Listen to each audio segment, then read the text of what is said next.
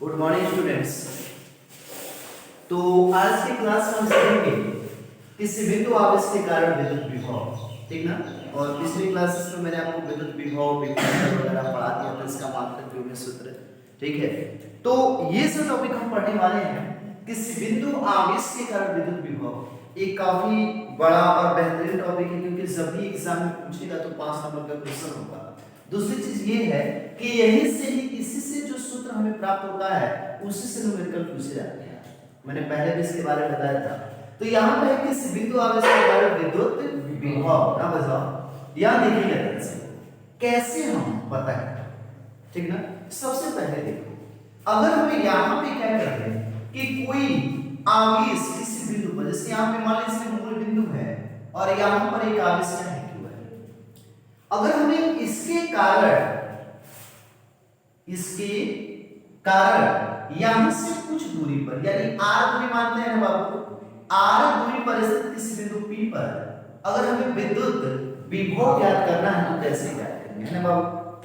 चलो याद करना भी सिखाएंगे। इसके लिए क्या करते हैं, जब हम विद्युत विभव की परिभाषा दे रहे थे तो हमने वहां आप लोगों को बताया था कि अनंत से किसी परीक्षण आवेश को विद्युत क्षेत्र में स्थित किसी बिंदु तक लाने में किया गया कार्य तथा परीक्षण आवेश का अनुपात विद्युत विभव कहलाता है। आप लोग ना बोलिए, आवाज गूंज रहा है। तो अगर ऐसे क्वेश्चन कहता है तो आप तो पहले ही समझ गए हैं कि सर जी यहाँ पे मूल बिंदु O पर आपने एक आवेश Q रखा है और इससे r दूरी पर स्थित किसी बिंदु P पर एक विद्युत विभव की गणना करनी है। इसके लिए हम क्या करेंगे कि यहाँ अनंत से एक इकाई परीक्षण आवेश यानी कि Q0 को अनंत से कहां तक लेके आएंगे, बिंदु P तक।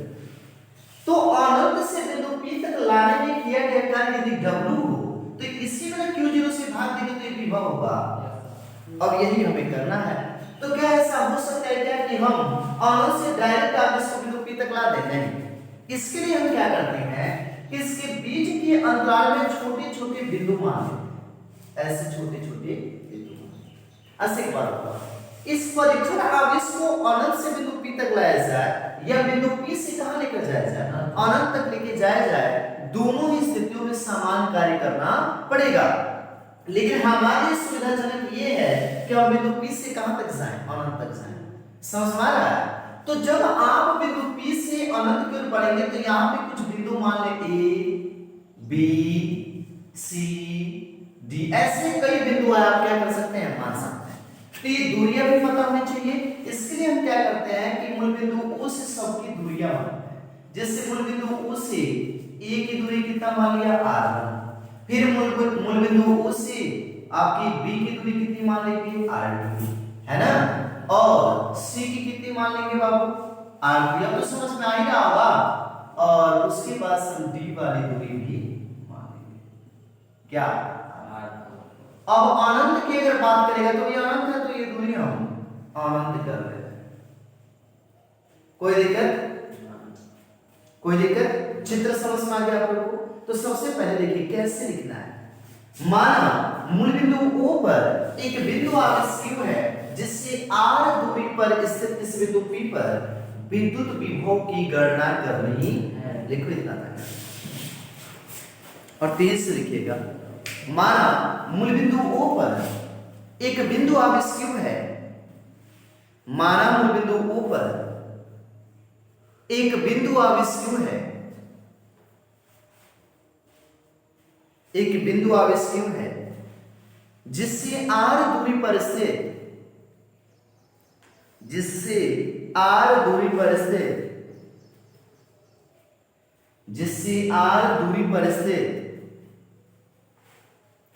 किस बिंदु P पर, जिससे r दूरी पर स्थित इस बिंदु P पर,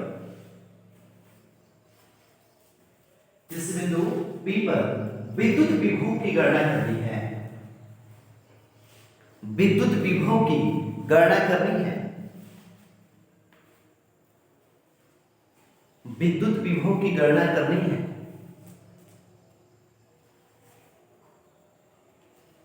ठीक है बाबू। अब इसके आगे क्या किया जाता है यार सुनो, अगर हम इस बिंदु P पर विद्युत विभव की गणना करना चाहते हैं तो इसके लिए हमें क्या करना होता है कि अनंत से परीक्षण आवेश Q0 को कहां तक लेके आएंगे, बिंदु P तक। लेकिन बिंदु P पर विद्युत विभव की गणना करने हेतु, बिंदु P पर विद्युत विभव की गणना करने हेतु, बिंदु P पर विद्युत विभव की गणना करने हेतु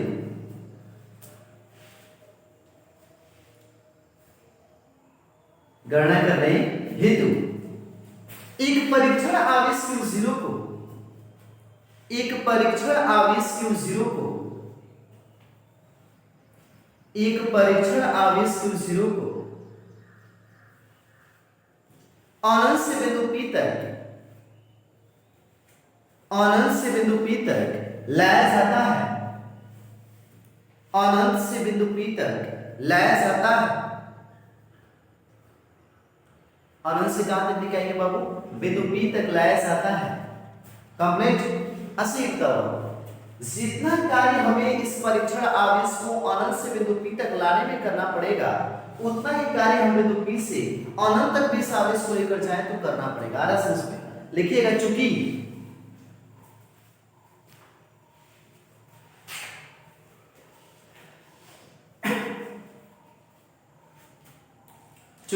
अब ये शॉर्ट में हो जाएगा, चूंकि यहां देखना परीक्षण आवेश को अनंत से बिंदु P तक लाने में उतना ही कार्य करना पड़ेगा जितना कि बिंदु P से परीक्षण आवेश को अनंत तक ले जाने में करना पड़ेगा। लिखिएगा चूंकि परीक्षण आवेश, या ऐसे डायरेक्ट लिख लो कि चूंकि Q0 को, चूंकि Q0 को P से अनंत तक ले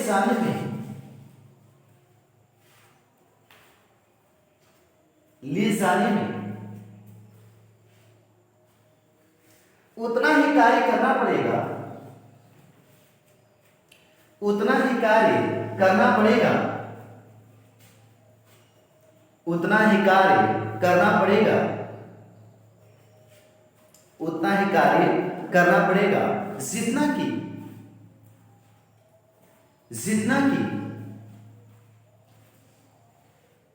उसे बिंदु P से अनंत तक ले जाने में करना पड़ेगा, उसे बिंदु P से अनंत तक ले जाने में करना पड़ेगा।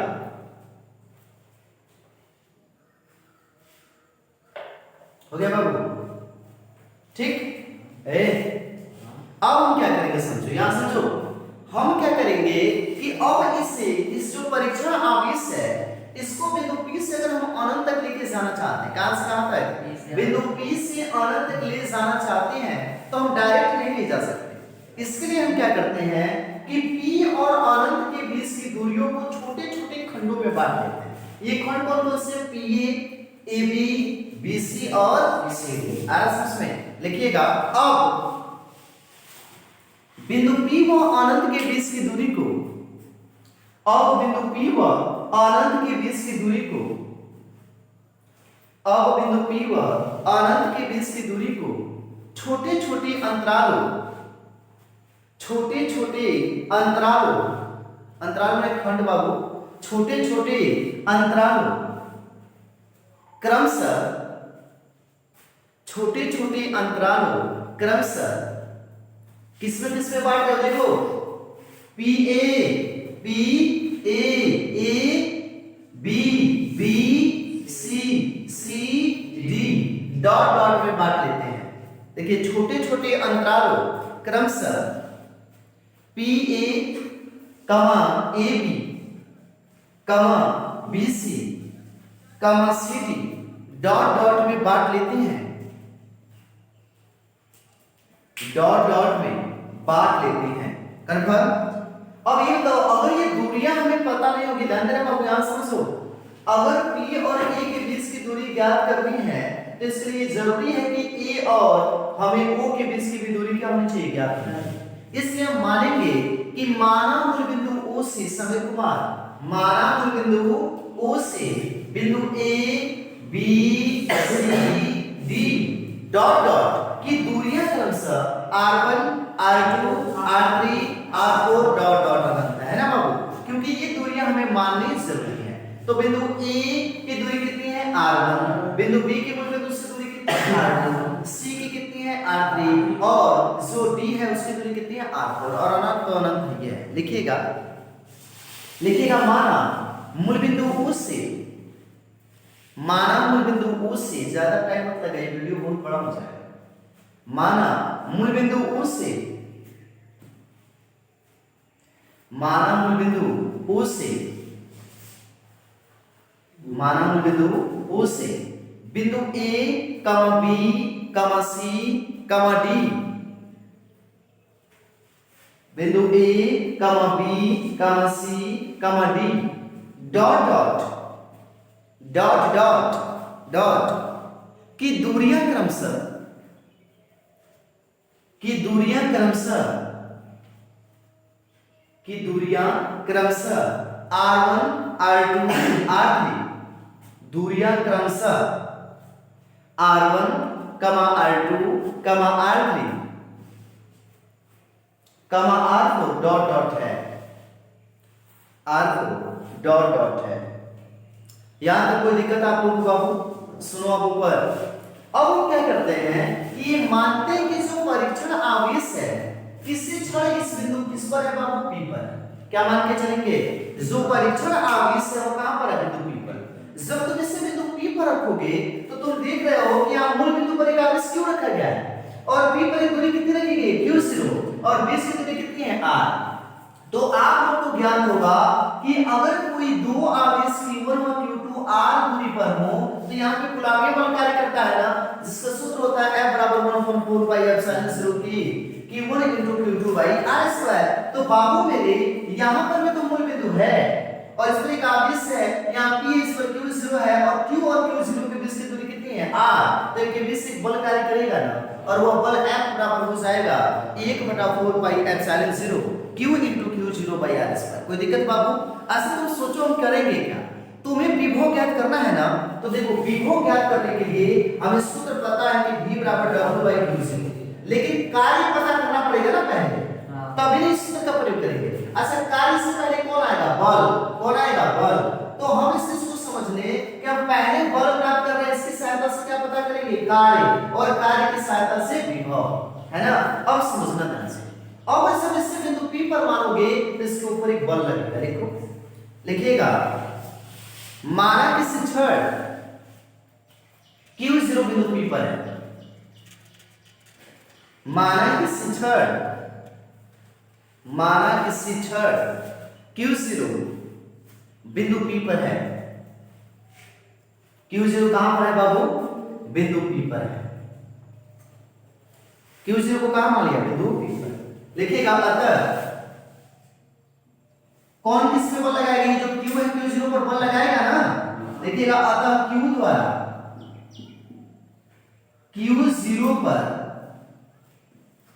आओ मेरे से आओ, Q0 पर आरोपित बल, ऐसा बिंदु P पर रख रहे थे बाबू, बल को भी कार्य कर रहा है, सब बिंदु P पर रख रहे हैं तब ना, इसे FP लिखना है। क्या लिख रहे हैं? FP।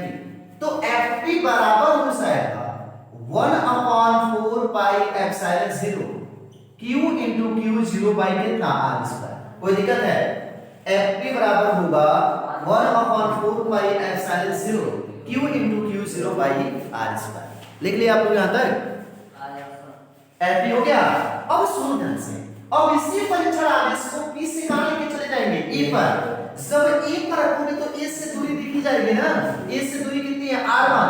तो जो Q द्वारा Q0 पर आरोपित बल होगा वह बराबर होगा FP बराबर 1/4 pi epsilon 0 Q into Q0 by R1 का स्क्वायर। कोई दिक्कत है बाबू? तो लिखिएगा, लिखिएगा यदि आगे, यदि Q0 बिंदु E पर हो, यदि Q0 बिंदु E पर हो, यदि Q0 कहां पर हो बाबू? बिंदु E पर हो, बिंदु E पर हो, तो अब इस बार देखो Q द्वारा Q0 पर आरोपित बल Fa लिखें। Fa का क्या मतलब है? Q0 को बिंदु A पर रखने पर लगने वाला बल। Fa बराबर होगा लेकिन दूरी क्या हो जाएगी, बदल जाएगी। तो Fa बराबर 1/4 pi epsilon 0 Q into Q0 by R1 का स्क्वायर। यहां तक कोई दिक्कत नहीं है। अब समझना ध्यान से, ये देखो यहां पे अगर मैं खड़ा हूं ऐसे और मेरे पास ही में एक व्यक्ति एकदम पास ही में खड़ा है और दोनों को कोई एक मुक्के से हमारे नाक पे प्रहार करना चाह रहा है, तो जैसे वो मारेगा तो अगर मैं आगे की ओर हूं, मैं यहां हूं और कोई व्यक्ति मुझसे थोड़ा सा ही पीछे है, जस्ट पीछे है, तो चोट दोनों को लगेगी।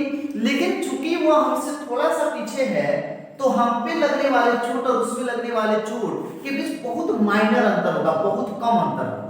चोट तो दोनों को लगेगी लेकिन बहुत कम अंतर होगा। अगर यहाँ पे P और A है और P और A के बीच की दूरी क्या है, बहुत कम है।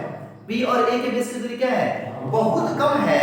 तो जितना बल बिंदु P पर रखने पर लगेगा, किसको, परीक्षण आवेश को, लगभग उतना ही बल बिंदु A पर भी परीक्षण आवेश को रखने पर लगेगा। आरएसएस में। और आप सबको पता होना चाहिए कि अगर दो राशियां लगभग समान हो तो उसका औसत यानी माध्य ज्ञात करने के लिए हम गुणोत्तर माध्य का प्रयोग करते हैं। किसका बाबू, गुणोत्तर माध्य। गुणोत्तर माध्य समझते हो, मैं तुम लोग तो पढ़े नहीं। तो गुणोत्तर माध्य और समांतर माध्य आपको 11वीं में पढ़ाया गया होगा। एपीजीपी जब आप पढ़ रहे थे तो देखिए आपका गुणोत्तर माध्य को हम कैपिटल जी से व्यक्त करते हैं, बात नहीं, कैपिटल जी से व्यक्त करते हैं और ये बराबर होता है उन दोनों राशियों के वर्गमूल के बराबर। यानी आप कह सकते हैं कि किसी, ध्यान देना बाबू, किसी संख्या का गुणोत्तर माध्य, यानी अगर दो संख्याएं A और B हैं, उठ नहीं रहा है जी, दो संख्याओं A और B का गुणोत्तर माध्य उन दोनों संख्या के गुणनफल के वर्गमूल के बराबर होता है, यानी G बराबर होता है रूट में A इंटू B। यहां पर भी देखा जाए तो जो FP और FA है लगभग बराबर है, अतः इसका औसत ज्ञात करने के लिए हम गुणोत्तर माध्य का प्रयोग करेंगे। लिखिए इसे आगे लिखिएगा, चूंकि FA FP लिखिएगा, चूंकि FP लगभग FA के बराबर होगा, चूंकि FP लगभग FA के क्या होगा बाबू, बराबर होगा, अतः इनका औसत, अतः इनका क्या याद करेंगे, औसत FPA, अतः इनका औसत FPA बराबर, अतः इनका औसत FPA बराबर, इनका औसत क्या याद करेंगे बाबू, FPA बराबर। तो FPA बराबर, देखो बाबू दो बल हैं, एक FP और एक FA, इसका गुणोत्तर माध्य ज्ञात करना है तो सूत्र क्या होगा, रूट में FP इंटू कितना FA, या FPA बराबर होगा रूट में A सभी FP का मान है 1/4 pi epsilon 0 Q into Q0 by R square और FA का मान है 1/4 pi epsilon 0 Q into Q0 by R square, है नहीं है। तो FPA बराबर हो जाएगा, या FPA बराबर हो जाएगा, बताओ बाबू, ये भी 1/4 पे एप्सिलॉन 0, वह भी 1/4 पे एप्सिलॉन 0 जोड़ा मिला है ना, इसको निकालेंगे बाहर। Q into Q0 जोड़ा मिला है ना, निकालेंगे बाहर। R स्क्वायर का वर्गमूल कितना होगा, R और R1 स्क्वायर का क्या हो जाएगा, R।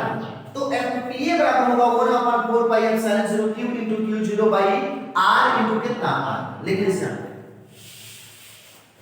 तुरंत करिए, बड़ा टॉपिक है बाबू, लगभग 1.5 पेज 2 पेज लगता है आपको इसको समाप्त करने में।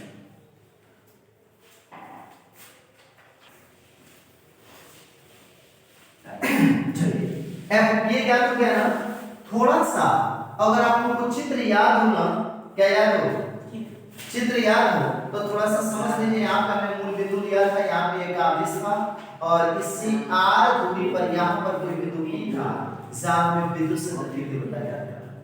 हम क्या करते थे, अनंत से एक परीक्षण आवेश की 0 के आकर लाइन के बीच की दूरी में ए माना था हमने, बी माना था हमने, सी माना था, क्या माना था? मूल बिंदु से की दूरियां भी मान चुके थे, यानी ए से दूरी माना था हमने r1, बी से हमने दूरी माना था r2, सी से दूरी माना था r3, डी से हमने दूरी माना था r4 और अनंत तो अनंत नहीं है। कोई दिक्कत बाबू? बोलिए। अब बताओ, अगर मैं ये ज्ञात करता हूं कि P से अगर परीक्षण आवेश को A तक लेके जाया जाए तो कितना कार्य करना पड़ेगा, है ना बाबू? P से कहां लेके जाना है? A तक। तो ये बताओ, जब P से E तक लेके जाओगे तो कार्य तो तुम्हें पता है। अगर इनके बीच की दूरी हमें पता हो, P पता हो, तो क्या हम मान करके कार्य की गणना नहीं कर सकते हैं? क्योंकि हम सबको पता है कि कार्य बराबर होता है बल गुणे बल की दिशा में विस्थापन, बल गुणे बल की दिशा में विस्थापन। तो जाहिर सी बात है कि यहाँ पे हम लिख सकते हैं कि परीक्षण आवेश को, किसको बाबू? परीक्षण आवेश को, परीक्षण आवेश को P से, कहां से? P से A तक लिखते चलिए, A तक ले जाने में कृत कार्य क्या लिखा जाएगा? WPA। क्या लिखा जाएगा बाबू? WPA। ये डिनोट करता है कि आप परीक्षण आवेश को बिंदु P से कहां तक लेके जा रहे हो? A तक। तो WPA बराबर सूत्र लगाएंगे, बल, बल कितना लग रहा था? FPA।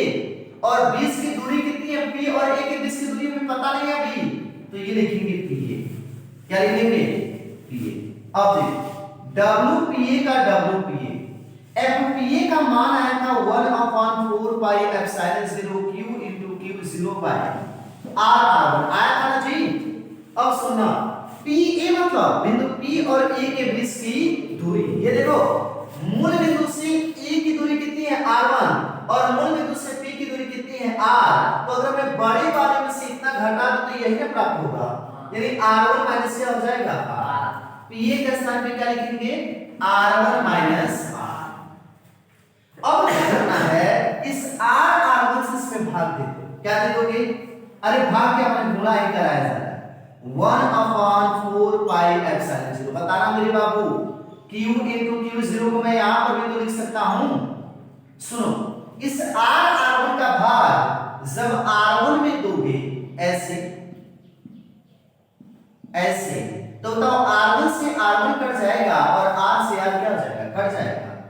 तो WPA बराबर आएगा Q into Q0 upon 4 pi epsilon 0 1 by R minus 1 by R1। कोई दिक्कत है बाबू? WPA बराबर क्या होगा? Q into Q0 by 4 by epsilon 0 1 by R minus 1 by R1। खड़े हो जाओ।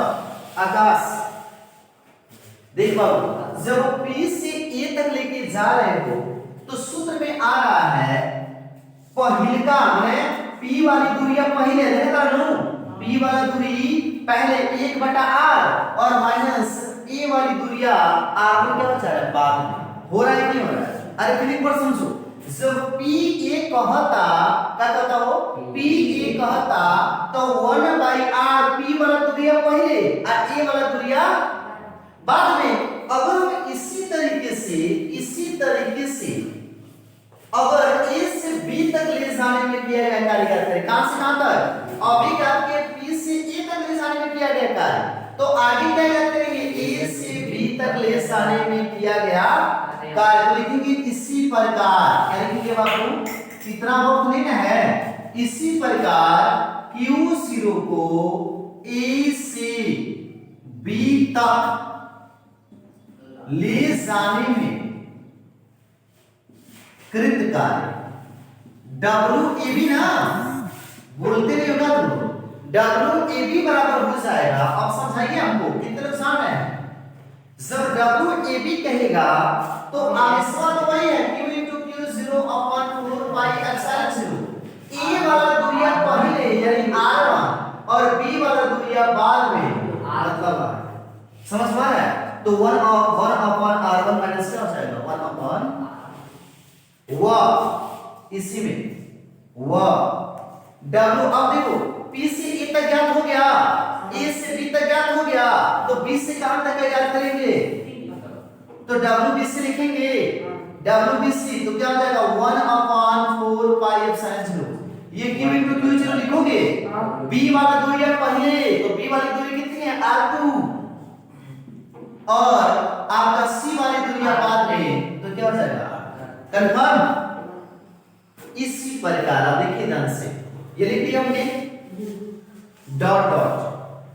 अगर मैं W अनंत ज्ञात करूं, W अनंत मतलब समझ रहे हैं ना, यहां D से अनंत तक ले जाने में किया गया कार्य अगर ज्ञात किया जाए तो ये बराबर होगा Q into Q0 upon 4 pi epsilon 0। अब बोलिए इससे पहले वाली दूरी कितनी है, D है, तो D वाली दूरी यार 4 है कि नहीं है, और -1 बटा, ऐसे मैं मान ले रहा हूं, हालांकि ऐसा होना नहीं चाहिए,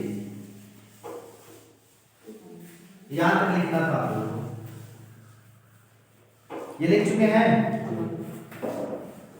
समय कम लगाइए, बहुत बड़ा टॉपिक है ठीक ना, बोर्ड में 5 नंबर का क्वेश्चन है तो हल्का नहीं होगा। कंफर्म। अब हमने क्या किया है, सुनो, विभव ज्ञात करने के प्रोसेस में मैंने आप लोगों को बता दिया था, सबसे पहले बल पता करेंगे, बल और विस्थापन से कार्य पता हो जाएगा, फिर कुल कार्य ज्ञात कर लेंगे और विभव का सूत्र लगाएंगे V बराबर W/Q, W के स्थान पे W का मान रखेंगे और Q0 से भाग देंगे, जो आएगा वही क्या हो जाएगा आंसर। तो यहां पे समझो बाबू, ज्ञात करेंगे अतःकृत कुल कार्य, कृत माने किया गया, कृत कुल कार्य W बराबर ना, बताओ आप इसको पहले क्या किया तुमने, P से कहां लेके गए A तक, A से कहां तक लेके गए B तक, B से कहां लेके गए C तक, plus dot dot plus W1। कोई दिक्कत है आप लोगों को, W का W रखेंगे। अब बताओ WPA का मान है Q into Q0 upon 4 pi epsilon 0 1 by R minus 1 by R1 plus W। WEB का मान है Q into Q0 by 4 by epsilon 0 1 by R1 minus 1 by कितना R2 plus WBC का मान कितना है Q into Q0 upon 4 by epsilon 0 1 by R2 minus 1 by R3 plus dot dot plus इसकी भी वैल्यू है Q into Q0 4 by epsilon 0 और 1 by यहाँ पे प्लस में 1 upon R4 ये नहीं भी लिखेंगे, देखो ये जरूरी थोड़ी ना कि R4 होगा, अनंत से पहले कोई भी हो सकता है तो इसको नहीं भी लिखेंगे, मत लिखिएगा, ऐसे लिखेंगे -1 बटा, कितना लिखेंगे बाबू -1 बटा, क्योंकि अनंत से पहले क्या है हमें कुछ पता नहीं है। तो W का W लिख लूं, इसमें भी Q into Q0 by 4 by epsilon 0 है, इसमें भी है, इसमें भी और इसमें भी, कॉमन कर लें तो यहाँ पे जब Q into Q0 upon 4 by epsilon 0 को कॉमन करोगे तो 1 by R minus 1 by R plus का चिन्ह तो R1 माइनस 1 बटा R2, ये प्लस है तो 1 बटा R2 और ये माइनस में 1 बटा R2 plus dot dot minus 1 बटा R1 आएगा नहीं आएगा। अब देखो माइनस 1 बटा R1 से प्लस 1 बटा R1 कट गया, माइनस 1 बटा R2 से प्लस 1 बटा R2। ये बताओ अगर मैं WCD लिया होता तो कैसे 1 अपॉन प्लस में 1 बटा R3 आया होता कि नहीं आया होता। तो यहाँ पे हम अपने पास से इसको समझ लेते हैं R3 और ये भी क्या हो जाएगा कट जाएगा, तो बचेगा क्या W बराबर, सबको पता है कि -1 बटा अनंत, 1 में अनंत से भाग देने पर 0 ना आता है, कितना है बाबू 0। तो ये जो कार्य होगा वह W बराबर हो जाएगा, यहाँ मैं लिख रहा हूं W बराबर हो जाएगा Q into Q0 4 pi epsilon 0 और 1 by कितना, कोई दिक्कत है बाबू, यहाँ तक हो गया।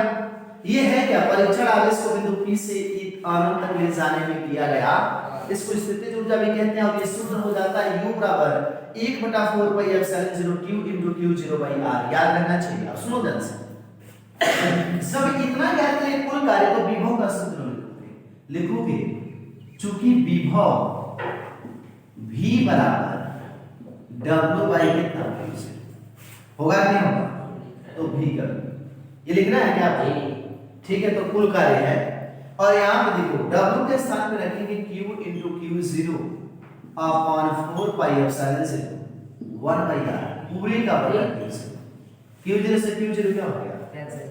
तो हमें प्राप्त हो जाएगा v बराबर 1/4 pi epsilon zero q by और यही हमें क्या करना है आर समझ में। तो किसी बिंदु आवेश के कारण विद्युत विभव v बराबर होता है 1/4 pi epsilon zero q by r. जब विद्युत क्षेत्र की तीव्रता पढ़ाए होंगे तब पढ़ाए होंगे v बराबर 1/4 pi epsilon zero q by r square. याद आ रहा है आपको? कर लीजिए।